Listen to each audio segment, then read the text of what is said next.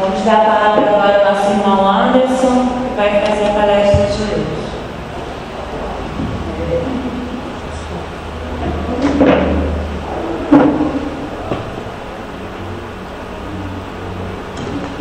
Meus irmãos, nós vamos falar sobre a reencarnação.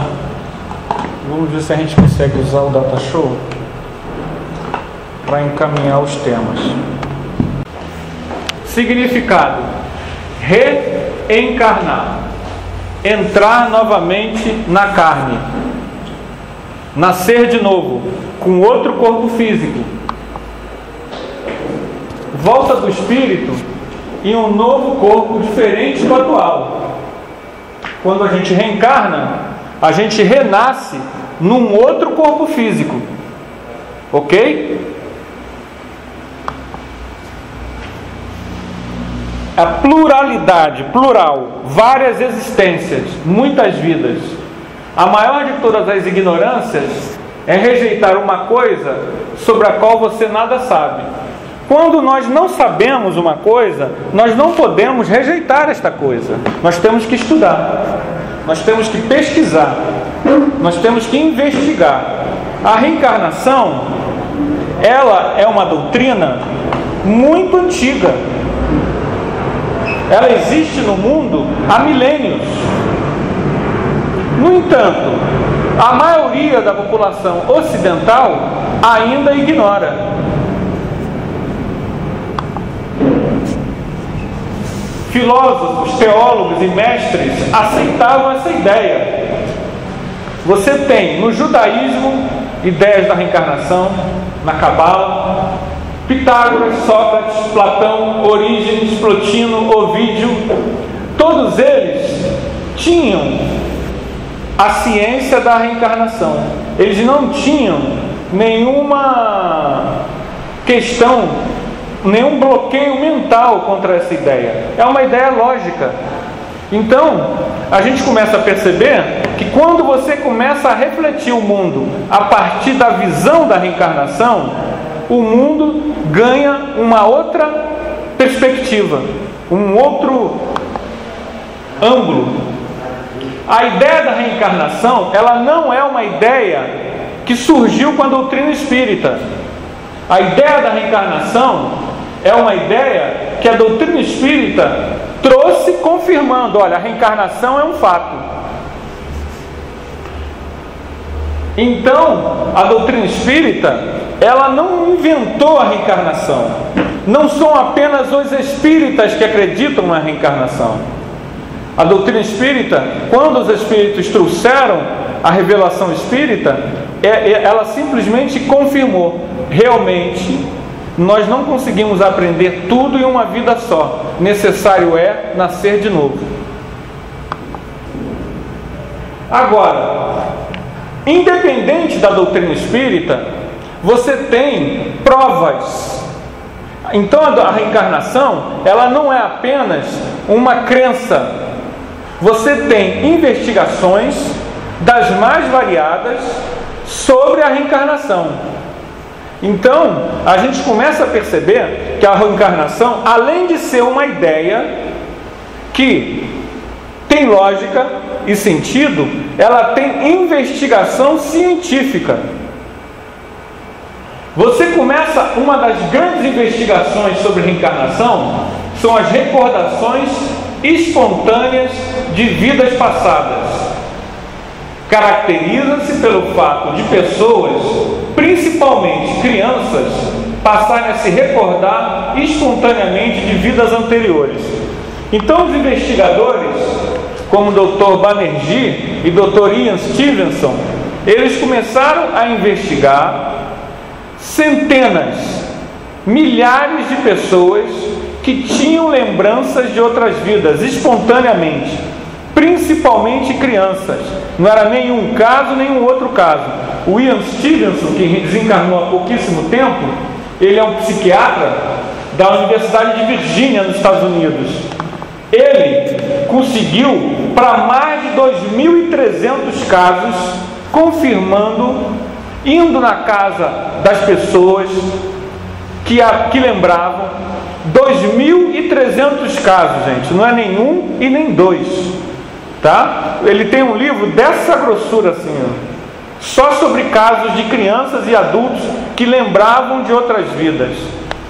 Para vocês verem, ele procurava checar em cartórios, jornais e pessoas próximas.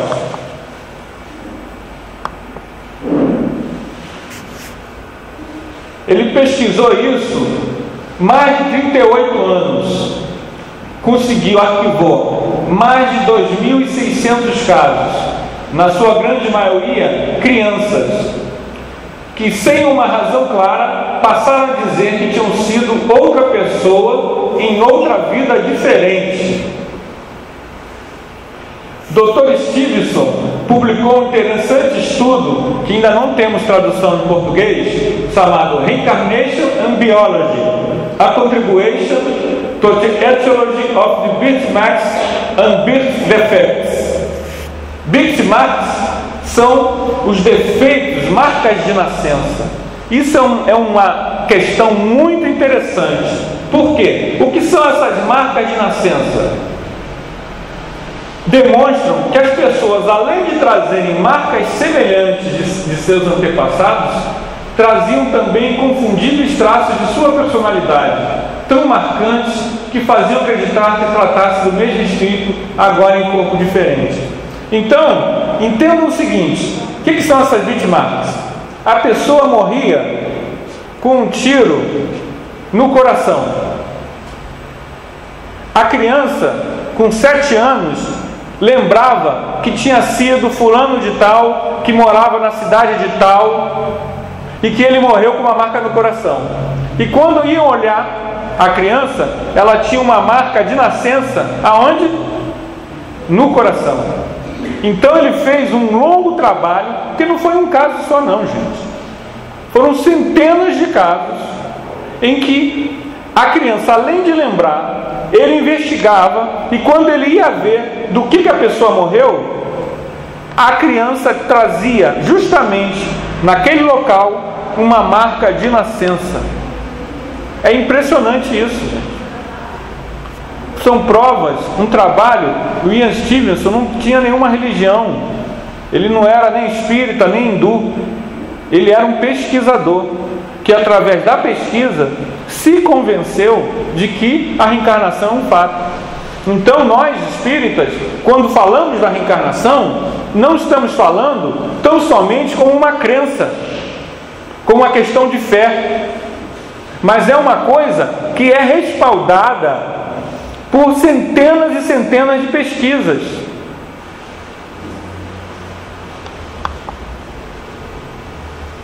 Aqui tem um caso, mas ele é muito grande, nós não vamos ler. Mas é um caso em que o menino lembra de tudo isso, mas esse caso aqui dá para ler. Professor Banerjee, Ramendra Banerjee, é um indiano que também fez diversas pesquisas sobre lembrança de outras vidas, tá? Então nesse caso aí dá para ler.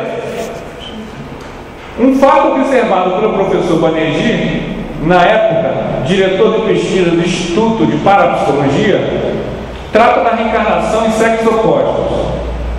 Gnana, com 3 anos de idade, afirmava ter sido o menino Tiliqueratri, que morrera aos 11 anos, quando levava em casa que morava na outra vida. Quando levada na casa que ela morara na outra vida, a menina ficou contente ao reconhecer a irmã e ficou com raiva do irmão, aversão ao irmão, com quem brigara pouco antes de morrer. Outro caso pesquisado foi de Nejat, que dizia ser Najib Budak. O morto e o reencarnado não moravam próximos, moravam a distância de 75 quilômetros. Najib foi assassinado com uma punhalada. O menino Nejat nasceu com a marca do ferimento da punhalada recebida na outra encarnação. Ele também reconheceu casas e parentes da vida anterior. Então você começa a perceber, o menino Nejat não só lembrou dessa outra vida, como trazia consigo as birthmarks, as marcas de nascença. justamente no local em que ele morreu na outra vida apunhalado. Isso é fotografado, a criança é investigada, o Banerjee vai na outra vila, a criança começa a identificar o local, aqui, era aqui. Às vezes a criança, ela identifica até quem era o marido. Tem um caso em que a menina, até virou um filme, ela identifica o marido, né? Outra forma de você identificar a lembrança de outra vida é quando a gente desprende do corpo e sai do corpo e toma contato, como se fosse um filme, com lembranças de outras vidas. Geralmente são os mentores espirituais que proporcionam isso. Outra forma de a gente saber, perceber lembrança de outras vidas, outra pesquisa científica foi feita pelo psicólogo Júlio Pérez, lá em São Paulo, em parceria com a Universidade da Pensilvânia. Ele, Júlio Pérez, fazia a regressão de memória da pessoa. A pessoa entrava numa outra vida e aí eles faziam a tomografia com mapeamento cerebral e comprovava que as áreas do cérebro ativadas durante a regressão são as áreas da memória e não as áreas da imaginação, o que prova que as pessoas não estavam fantasiando, elas estavam recordando experiências que elas tinham vivido ou quando? Em outras vidas. Essa é uma pesquisa muito interessante, gente. Vocês perceberam a diferença? Ao mapear o cérebro da pessoa em transe, regredida a outra vida, ele conseguiu provar que ela estava tendo lembranças e rememorações e não fantasiando. Isso mostra para a gente que os dados que apontam para a ideia de reencarnação são dados que sempre estão chegando à conclusão de que sim, é sempre um acúmulo de dados que nós vamos coletando ao longo das décadas.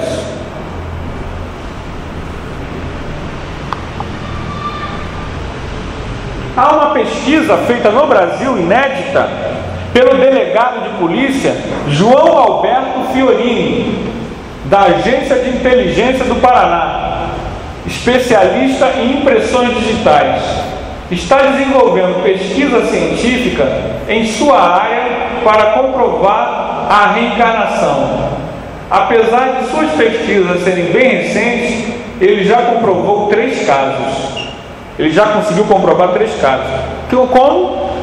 Ele conseguiu, houve a hipótese, uma hipótese.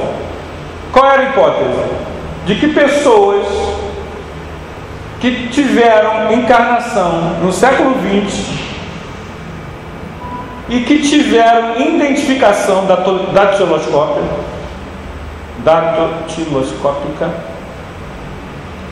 se nela teve uma encarnação no século XX, nós estamos aqui, eu vivi nos anos 50, se eu consigo identificar que eu vivi nos anos 50 e eu tenho a impressão digital, qual era a pesquisa dele? Comparar as 2 impressões digitais para ver se era possível, através da impressão digital daquela outra vida, confirmar.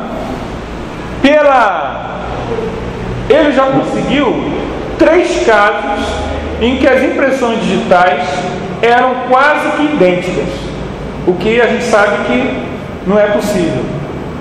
Então a gente começa a perceber que as pesquisas na área da ciência, elas estão apenas o quê? Confirmando. O problema dessa investigação qual é? Isso só começa a existir no século XX. Então, só é possível você fazer essa pesquisa com quem tenha tido uma encarnação nesse século que passou, século XX. Mais recuado, você não tem como fazer, porque não existe registro nos institutos Félix Pacheco da vida sobre a tua impressão digital.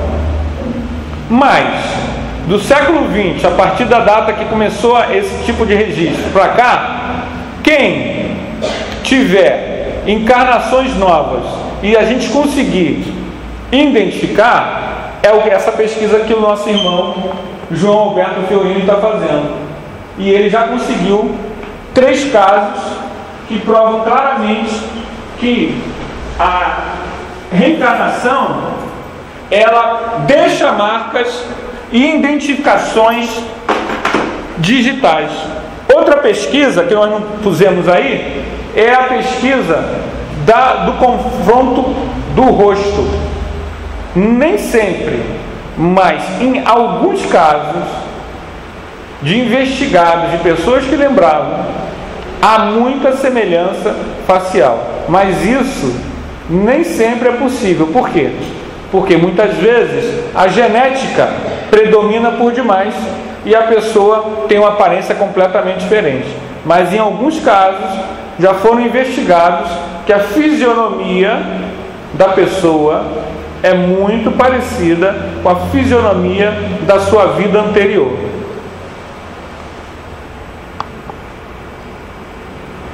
Uma coisa também são as crianças precoces. Crianças que tiveram dons, talentos, como Mozart, que com 7 anos já estava compondo. Crianças que têm a capacidade de, com 4, 5 anos, falar 3 línguas. Essas crianças prodígio, como explicar isso? Como explicar uma criança de 10 meses que já sabe ler e escrever? Como explicar isso? Como explicar uma criança de 2 anos que fala 3 línguas? Línguas diferentes. Então, os prodígios são um caso que demonstram o seguinte: o cérebro dessas crianças é igual ao nosso.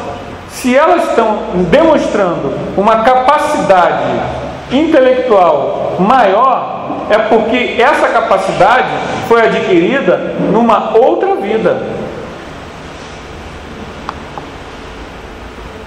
Regressão de memória. Desde o início do século XX, são feitas regressões de memória via hipnose. Essas regressões de memória, elas têm uma característica, gente. Você regride de memória nessa vida. É possível. O hipnotista, ele pode fazer com que a gente lembre de coisas que a gente vivenciou quando a gente tinha 5 anos de idade, dessa vida. Então o que eles vão fazendo? Uma das técnicas. Ele pega a pessoa tem 40 anos, 44 anos. E aí regride a pessoa a um episódio quando ela tinha 40 anos. E aí a pessoa revive esse episódio com maior clareza. Quando ela tinha 30 anos. E ela revive. Há 30 anos, ela tem 44, foi há 14 anos atrás, né? Nós estamos em 2012, 14 anos atrás. Que ano é? Hein? 2002, 98, não é isso? 98, ela revive 98. Mas o que a gente lembra de 98? O Brasil perdeu a Copa para a França, né? Então, é a única coisa que a gente lembra. Mas você lembra um episódio qualquer de 98, né? Aí regride para 20 anos. Ela lembra de episódios da vida dela aos 20 anos. Regride para 10 anos. E ela lembra da rua dela quando ela tinha 10 anos de idade. 5 anos. 1 ano. 6 meses de idade. Com 7 meses na barriga da mãe. A pessoa lembra. Qualquer bom hipnólogo faz isso. O que esses investigadores eles fazem? Agora e antes. Vamos voltar? E foram voltando. E o que acontece? Vocês sabem o que acontece? A pessoa continua lembrando de outras coisas. A pessoa lembra onde estava antes de nascer. O que ela estava fazendo? Algumas pessoas lembram até do planejamento encarnatório. Aquilo que o André Luiz fala lá no livro Missionários da Luz, no Nosso Lar. Só que esses pesquisadores não são espíritas, não. Tem uma pesquisadora chamada Ellen Wambach, americana. Ela regrediu mais de 2.000 pessoas. E ela percebeu que quando regredia, ela é hipnóloga, quando regredia as pessoas para depois do 0 ano, as pessoas entravam em outras vidas e entravam no espaço entre uma vida e outra. E aí ela percebeu o seguinte: as pessoas diziam que faziam planejamento antes de nascer. Eu vou nascer para fazer as pessoas felizes, então eu vou trabalhar com alegria, com humor. Eu vou nascer para trabalhar na medicina. Eu vou nascer porque eu preciso aprender a lidar com a minha mãe. As pessoas diziam isso. Pessoas americanas. Qual é a religião tradicional dos Estados Unidos? Vocês sabem? Protestante. Pessoas de cultura protestante. Não são espíritas não, gente.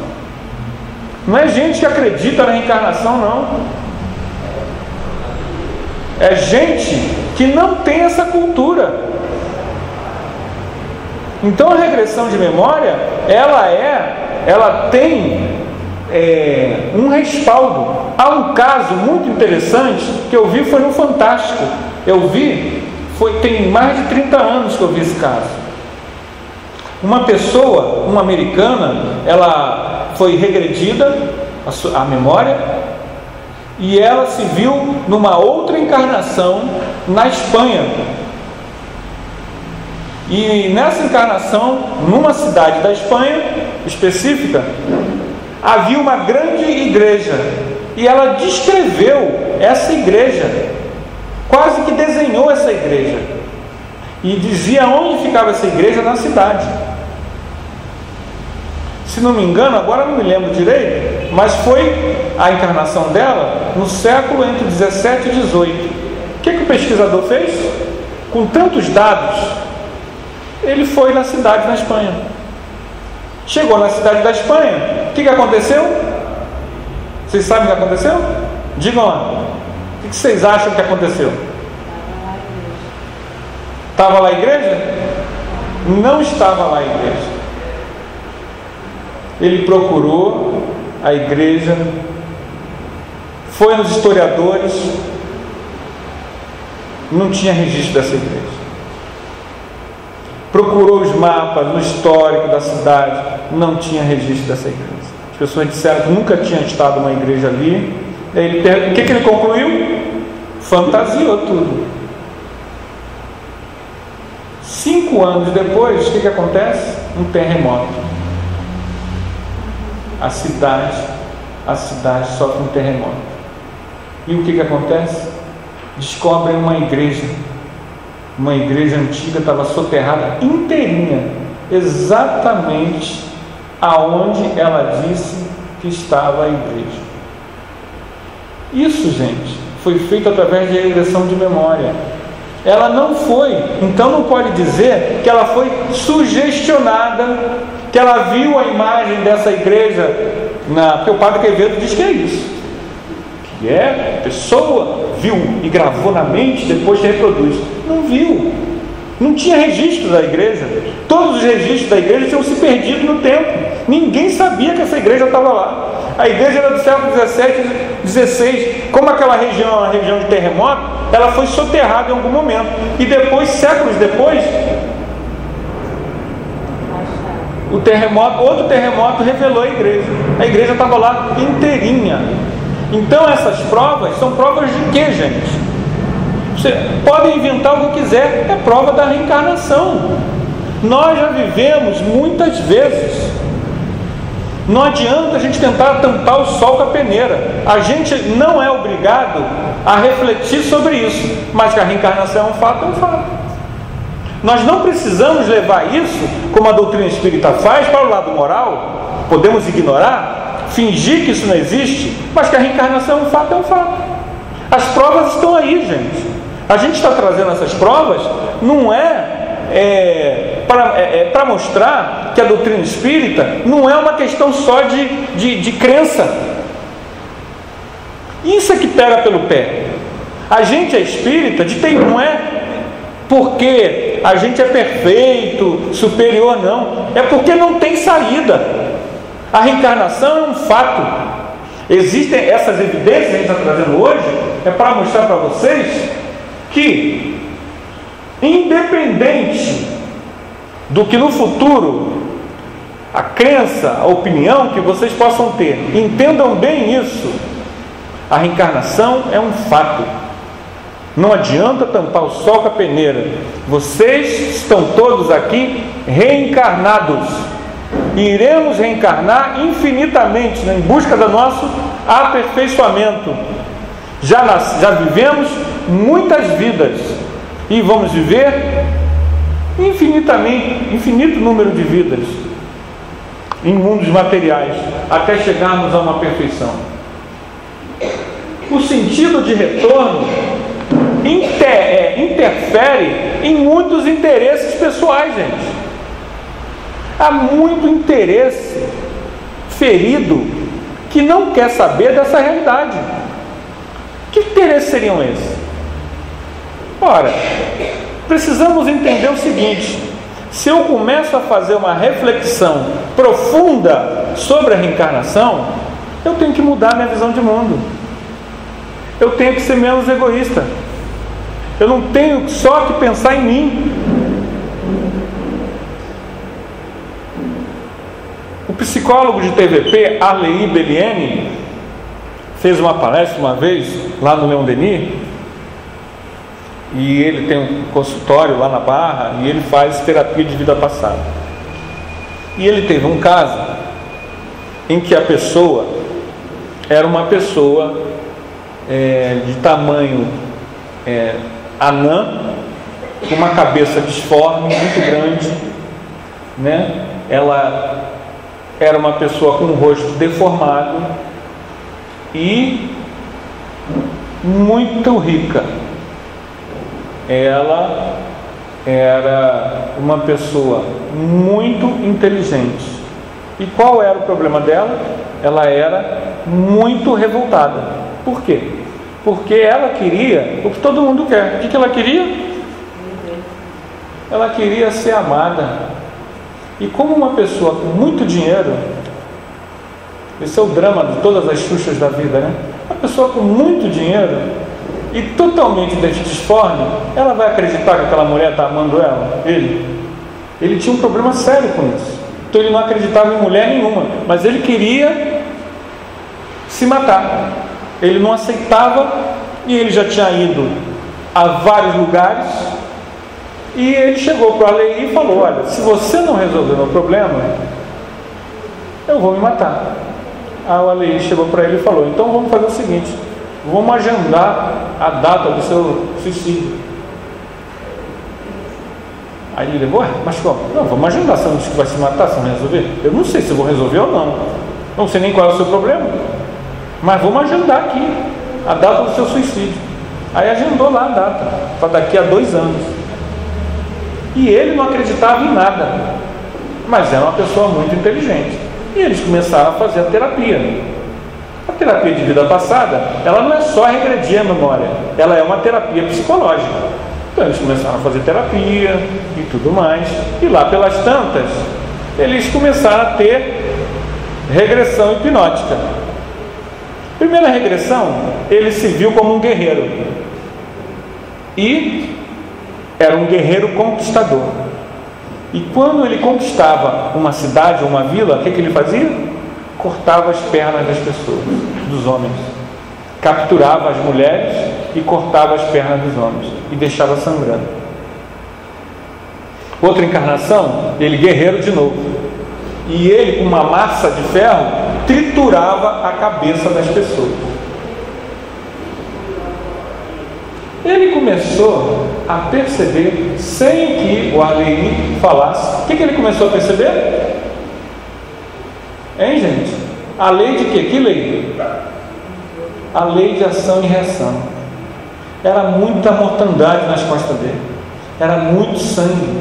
era muita crueldade, muita barbárie.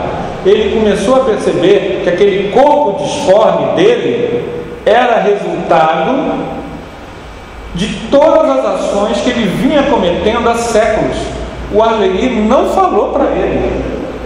Ele falou, ele não fez nenhuma doutrinação, porque aquilo ali é um consultório psicológico. Ele não quer convencer ninguém da reencarnação, não. Ele quer tratar a pessoa para que as angústias da pessoa se resolvam. Ele não convence ninguém. Mas o que acontece quando a pessoa começa ela mesma a ver as experiências? Ela começa a entender a lógica da reencarnação. Ninguém pune ninguém. Nós nos punimos com as nossas ações. E aí ele começa, sem se tornar adepto de nenhuma religião, ele começa a entender esse mecanismo da lei de ação e reação. Ele tinha aquela aparência e ele começa a entender o quê? A partir do momento que você entende o porquê do seu problema, aquele problema começa a diminuir. Você começa a raciocinar em cima e entender que você não é um injustiçado. Essa é a consolação que a doutrina espírita veio trazer a todos nós. Não há injustiça. Todos colhemos o que semeamos no passado, em outras vidas, mas semeamos mesmo, tão real quanto aqui agora. Isso é que nós precisamos refletir na nossa vida.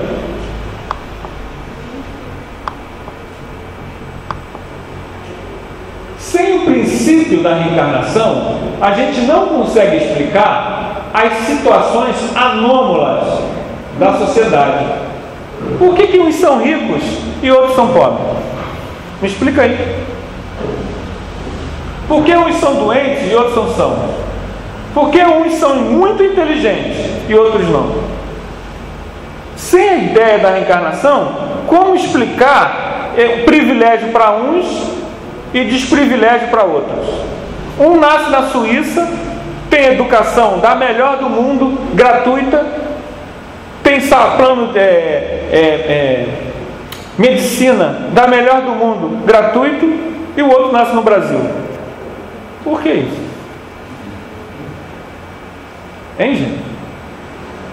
E o outro nasce na África, que não tem nem saúde, nem médico, nem nada, tem mosca, fome, doença. Por que um nasce na África, o outro nasce no Brasil e o outro nasce na Suíça? Sem a ideia da reencarnação, não tem muito como explicar. A gente vai dizer que é tudo, é fortuito, é o acaso, Vamos nos colocar num terreno neutro, admitindo o mesmo grau de possibilidade para ambas as hipóteses, isto é, da pluralidade da reencarnação e da unicidade das existências. Uma encarnação só que a pessoa tem. Ambas as hipóteses. Vamos colocar uma e outra aqui. Vejamos para que lado a razão e o bom senso e o nosso próprio interesse nos farão pender. Muitos referem a ideia da reencarnação por um motivo só: não lhes convém. Dizem que uma existência, não quero voltar mais aqui não desejariam começar outra. De alguns sabemos que saltam em fúria só com pensarem que tenham de voltar à Terra. Vamos perguntar aí o seguinte: imaginam que Deus vai lhes pedir o parecer? Consultou os gostos para regular o universo? Uma de duas: ou a reencarnação existe ou não existe. Se existe, nada importa que os contrariem, terão que sofrer, sem que para isso Deus lhe peça permissão. Tem gente que não aceita a ideia da reencarnação ingenuamente porque ela não quer voltar. Não quero voltar para cá mais não. Gente, querer voltar ou não querer, isso é uma coisa. A reencarnação existir ou não é outra. A pessoa não querer voltar, vai fazer o quê? Mas ela vai reencarnar de qualquer maneira. O que a gente tem que analisar é o seguinte: existe ou não existe? Se existe, e não interessa se eu quero voltar ou não. Não é essa a questão. Se a reencarnação existe, ela vai acontecer independente da minha vontade. Porque quem criou a reencarnação não pediu a minha opinião para criar ou não criar. Entenderam o que Kardec está dizendo? Ou ela existe ou ela não existe. Se ela existe, ela não vai existir porque eu quero que exista, ou porque eu não quero, ou ela vai deixar de existir porque eu não quero que exista.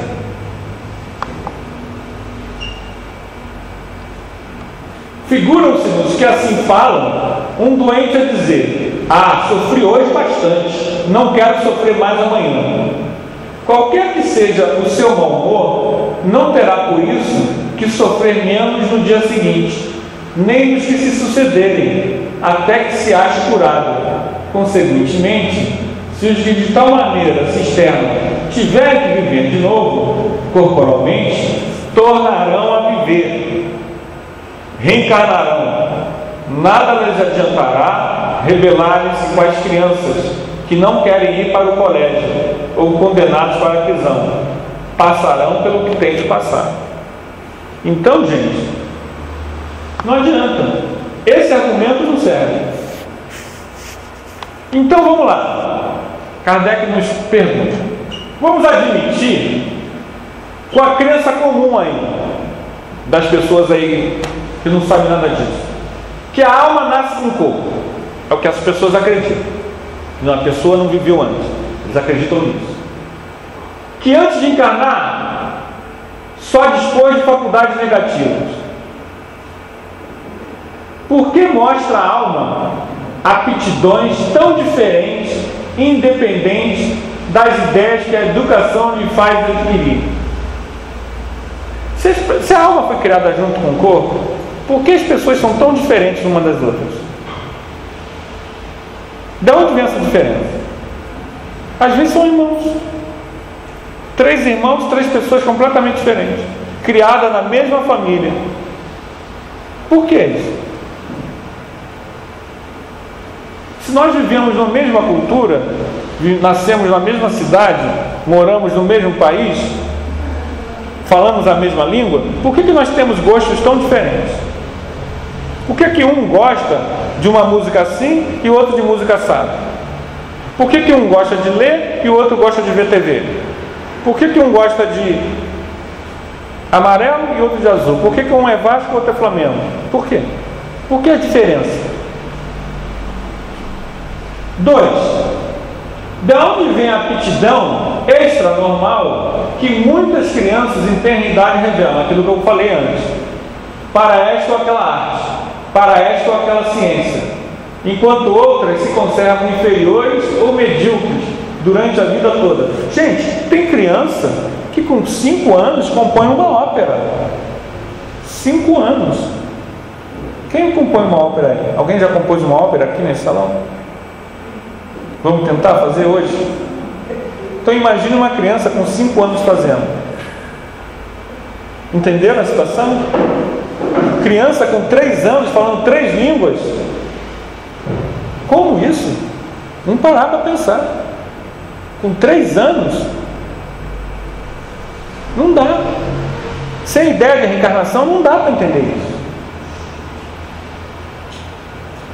De onde em certas crianças o instituto precoce que revelam para os certos vícios ou para as virtudes os sentimentos inatos de dignidade ou de baixeza, constatando com o meio em que elas nasceram? Tem criança que desde pequena, a amiga minha professora, a criança com 6 anos no jardim, um menino totalmente feminino, totalmente afeminado. Como é que é isso? 6 anos. Como é que pode? Os outros todos, ele não. Ele quer ficar só com as meninas, brincar de boneco. Com 6 anos, com 5 anos. Teve uma que chamou a mãe com 5 anos para falar que as coisas que ele deixava os outros meninos fazer nele e o jeitinho dele. Aí a mãe falou: ele vai optar pelo que ele quiser. Isso tinha 5 anos. De onde vem essa aptidão feminina? O que é isso? Por que? Então a gente começa a perceber outras crianças já são o contrário. elas têm, como um amigo meu falou, ele adotou uma menina, ele foi lá no Paraná, adotou uma menina. Absurdo isso, né? Falamos aqui, ele não está aqui, né? Absurdo. Por que as pessoas vão lá no Paraná adotar menina? Vocês sabem? Alguém sabe? É isso aí. No Paraná, se vocês forem no Paraná, eu fui no Paraná, é a coisa mais interessante. A gente mora aqui no Rio de Janeiro. Você começa a andar pelo Paraná, e aí você vê aquele monte de gente favelada, tudo louro de olho azul. Branquinho, branquinho. Aí o pessoal sai daqui do Rio de Janeiro para adotar criança lá no Paraná. Mas enfim, né?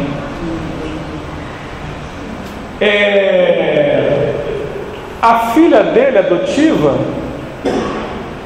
ele disse que desde pequenininha ela tinha problema com sexo. Com 2, 3 anos ela tinha um vício, um olhar que as outras 2 filhas dele não tinham, também adotadas. Mas aquela ali, ele sabia que ela iria dar muito trabalho, porque ela era acesa para isso, né?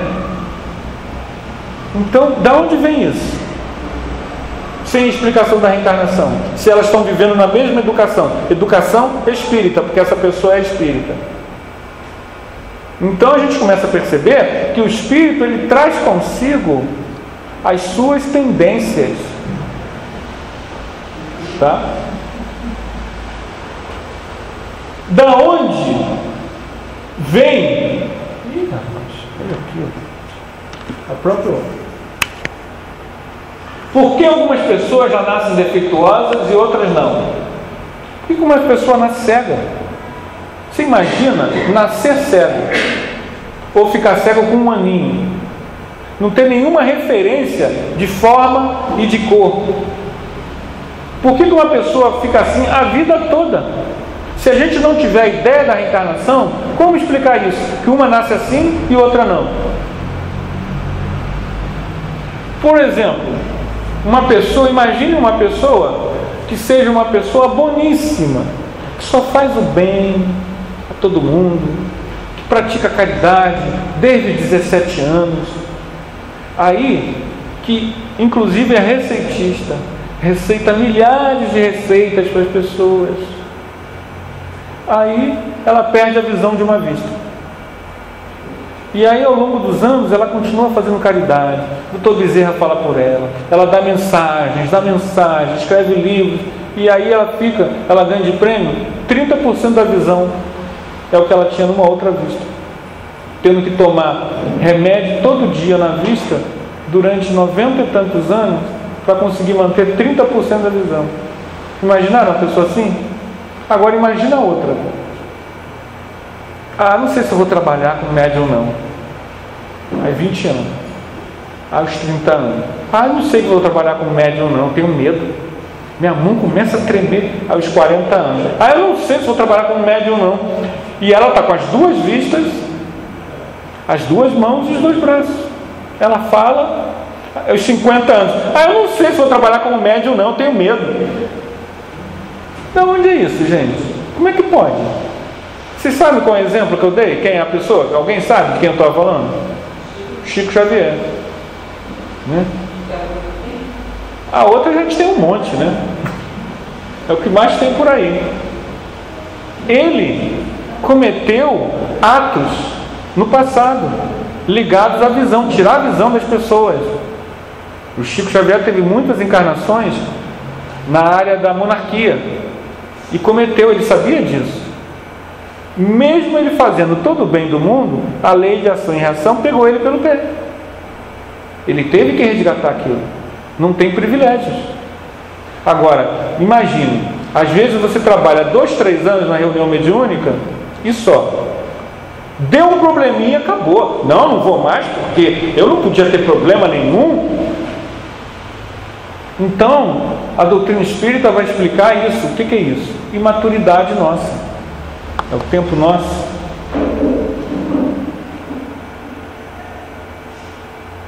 Uns nascem em famílias estruturadas, que lhes dá educação e bons exemplos de moral e os encaminham para o bem. Outros nascem em famílias desestruturadas, no meio de extrema miséria, sem nenhum tipo de referencial moral. às vezes vítimas de assédio de violência e todos os tipos de mazela. Já fizeram pesquisa, muito jovem, que foi assassino serial, foi violentado no meio que ele vivia. Menino, assassino, o cara virou assassino, o cara foi violentado, às vezes pelo pai, pelo padrasto, pelo irmão mais velho. O cara trazia uma raiva, uma fúria que ele descontou no mundo. Como explicar tudo isso? Sem ideia da reencarnação. O cara nasce na favela, nasce pobre, nasce sem educação e ainda é violentado. Enquanto a outra pessoa nasce em Ipanema, passa as férias em Aspen, casa com a mulher belíssima, modelo vai passar a lua de mel na Suíça e vive a vida. Como explicar essas diferenças? Isso é coisa real, gente. Faça uma experiência interessante. Num dia só vocês podem fazer essa experiência. Vocês pegam o ônibus aqui ou o carro e vão lá no São Conrado Fashion Mall. Dá uma olhada na população do São Conrado Fashion Mall, olha ali as vitrines, as pessoas.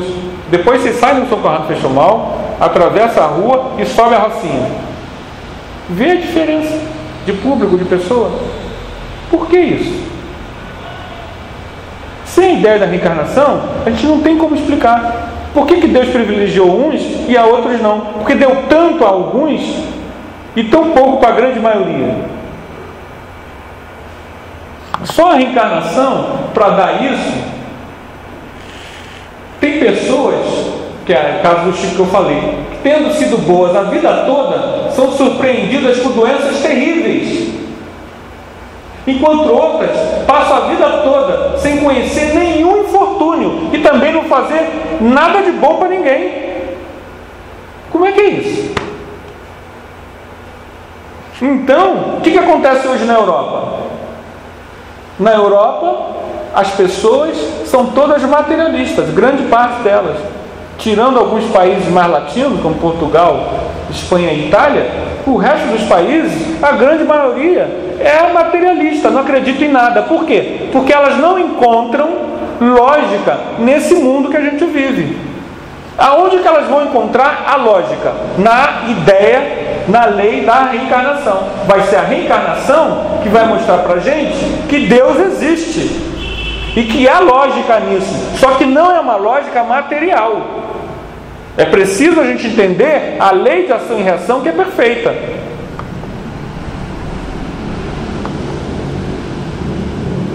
Deus cria os espíritos simples e ignorantes e dá as condições a todos para desenvolverem.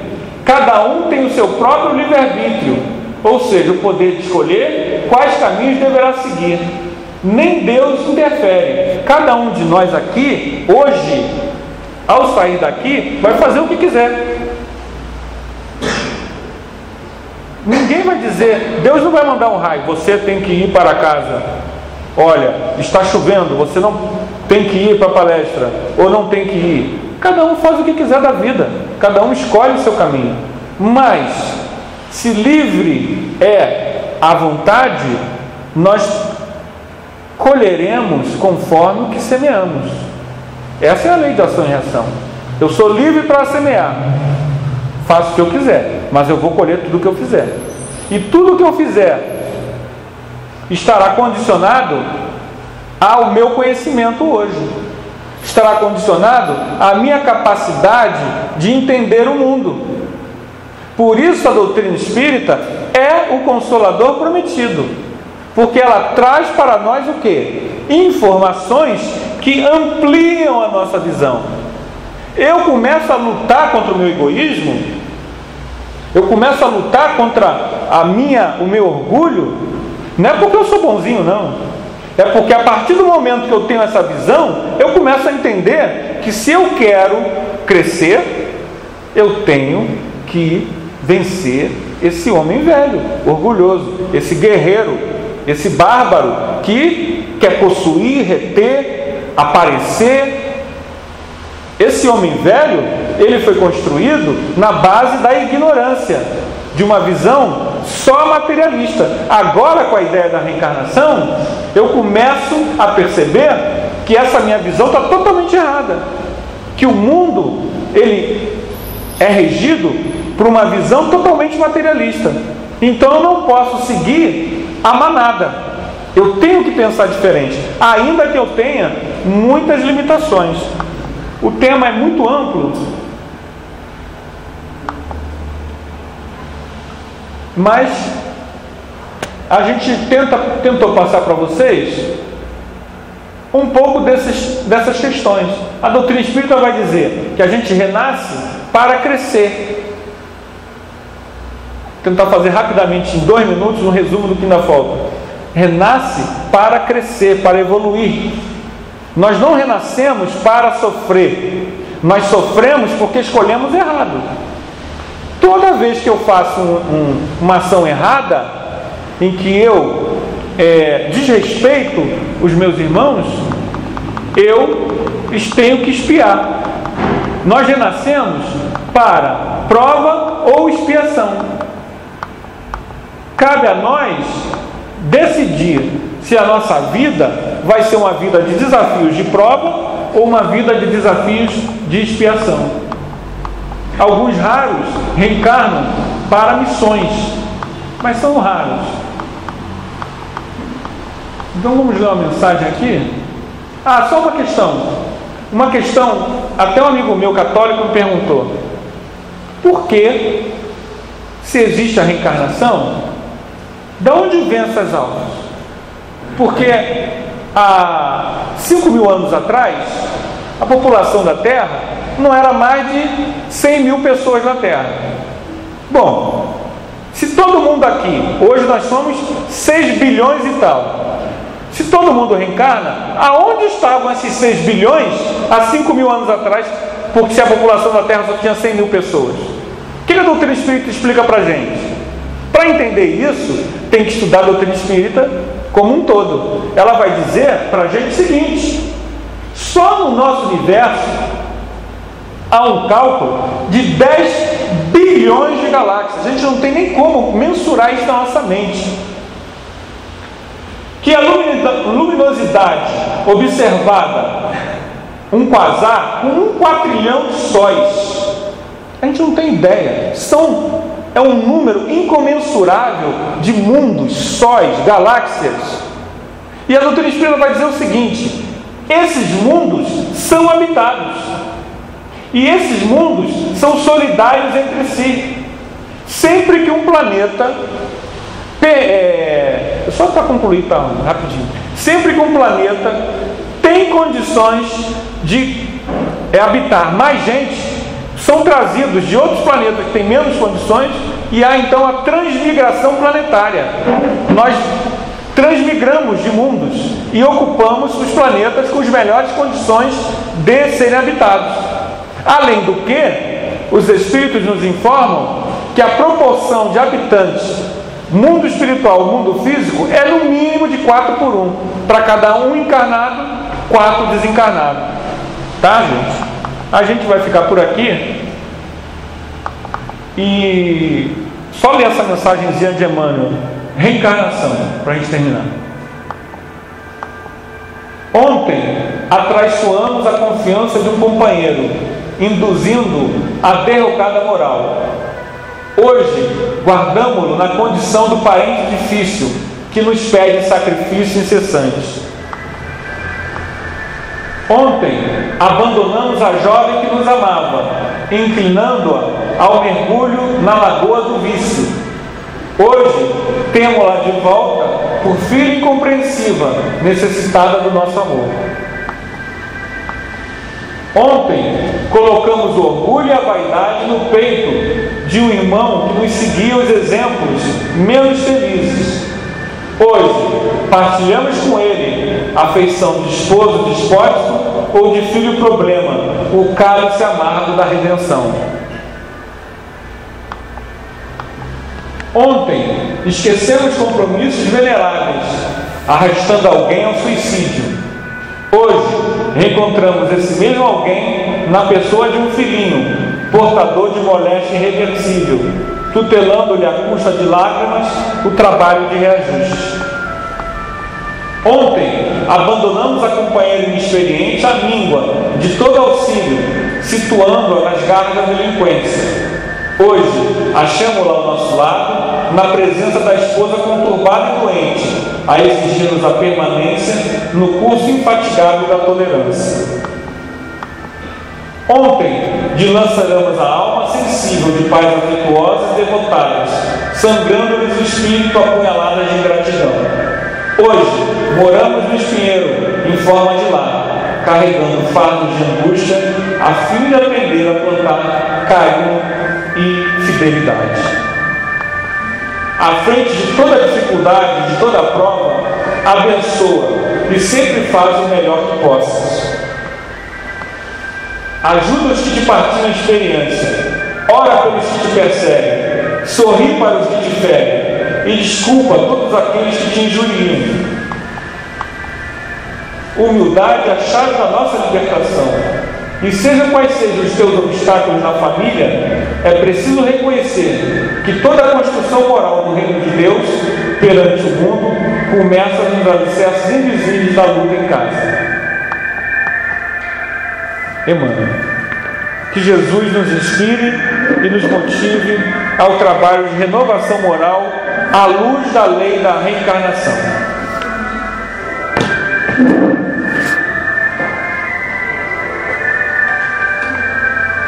Agradecemos ao nosso irmão Anderson por tanta luz, pra gente, para a nossa vida.